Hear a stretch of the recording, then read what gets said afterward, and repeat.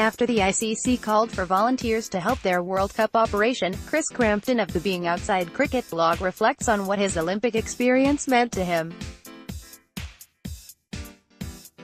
and why it is far from exploitation. Volunteers at the London 2012 Olympic Games. Shortly after London won the right to host the 2012 Olympics, it was announced that the organisers would seek to invite people to volunteer to assist in running the event. The news was met with a fair degree of cynicism. Words such as exploitation were used, and the demand that people should be paid went up, along with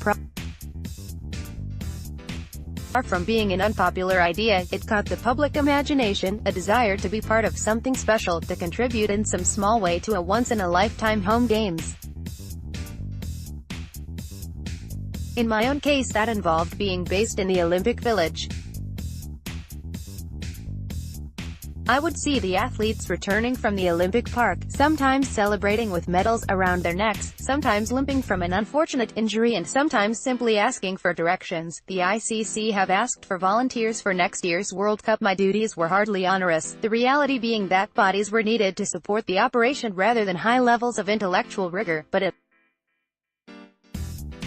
was an extraordinary experience, to be close to all that went on, and feeling that I'd made a contribution, no matter how small, to an event that showcased the city and the country. Made those early morning train journeys out to Stratford thoroughly worthwhile. Unpaid we may have been, but within those parameters, the Olympics offered opportunities to their volunteers to experience something they could otherwise never have done. Volunteers were invited to the rehearsals for the opening ceremony, and many to the actual closing ceremony, but it wasn't just the formalities. The incidentals remain abiding memories. How else would I have casually chatted to the chef de mission of a competing nation about what the London Olympics meant to him and his team? This is invariably the point that the cynics overlook. Volunteers are not helpless victims. They're to be taken advantage of and in need of protection from their betters. Instead, they are people who make a choice, that being part of something is an experience they wish to have, that they feel will enrich them. It is a decision, and one that deserves the respect of those who don't agree. Volunteers at the Olympics got the chance to be close to global stars. London 2012 remains a seminal experience in my life, one I feel honored and privileged to have been involved in. The ones who missed out are those who elected not to apply.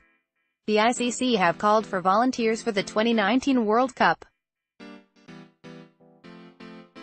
It is an event that cannot compare to the truly special incidents of a home Olympics, but it is an event, and it is something that can provide its own particular memories for those who choose to be involved. It is an organisation that remains controversial, its management of the game of cricket marked by self-interest, avarice, and a singular lack of interest in the health of the wider sport, the carve-up of the game of cricket, the sidelining. For me, it is a step too far, a demand too many, and I shall not volunteer.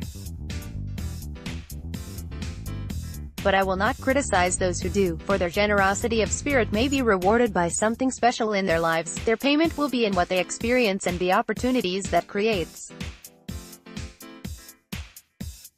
I wasn't paid a penny for the Olympics, but I took far more out of it than I ever put in, which was the intention of the London Committee all along. I cannot say that the World Cup will be similarly special, but I can understand why some will feel they want to be part of it, and to those, I pay tribute. The author has requested his fee for this article to be donated to a cricketing charity. Visit the Being Outside Cricket website by clicking here.